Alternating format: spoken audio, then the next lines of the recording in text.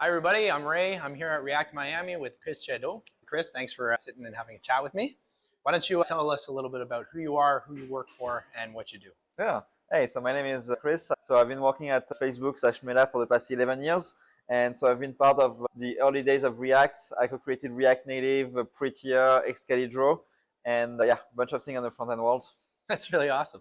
You spoke at React Miami. Was it today or yesterday? I was today. It was yesterday? Okay. Is this your first time talking at React Miami? This is the first time talking. Actually, I was helping Michelle organize the React Miami since the first one, but last year I couldn't make it. And so like as soon as like the conference ended and like she had the date for the next one, I was like, please let me know when it is. And yeah, I've had the tickets and everything ready for the past year. Oh, that's Super perfect. excited. How do you enjoy the conference? Yeah, the conference was amazing. This is one of the things. So I've organized like the first two React Conf, and like the whole idea was to like really get people together, get really excited people together.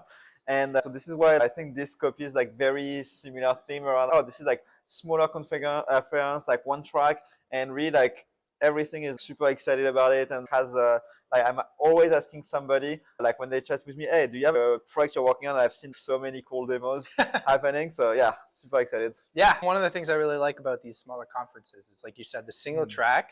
It means everybody's learning the same thing, and the conversations, nobody really gets lost because everybody's talking about like I went to see this talk, wasn't it awesome? And they're like, no, I went to see that talk. So the fact that it's a small one track is actually, I think, is really nice and gives like a nice homely feel to the whole thing. So do you have any experience when it comes to low code platforms? I don't. You don't? So I'm going to like preface. It's not that I don't. I've tried a lot of them, but in practice, like I've always been like hitting limits like super quickly. And it's okay. So now at some point, yep, I cannot do everything, dragging, dropping, like all of the things. So I'm like, yep, might as well code.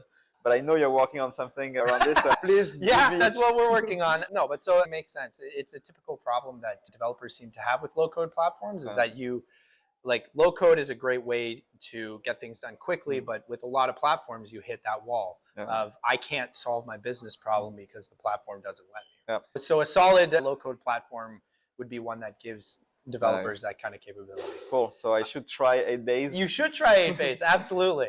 With the low code platforms that you have worked with, have you found any benefits from any of them? So I think the benefit is that throwing like a prototype like super quickly is like so nice. Yeah, within an hour you can have the full front end, back end stack like all integrated with login and everything. So yeah, this is like when it works, right? It's like the best thing in the world. And from a prototyping perspective, yeah, being able to throw everything together quickly, yeah. But with the wrong platform, they don't tend to be very production ready. Yeah, it seems, right?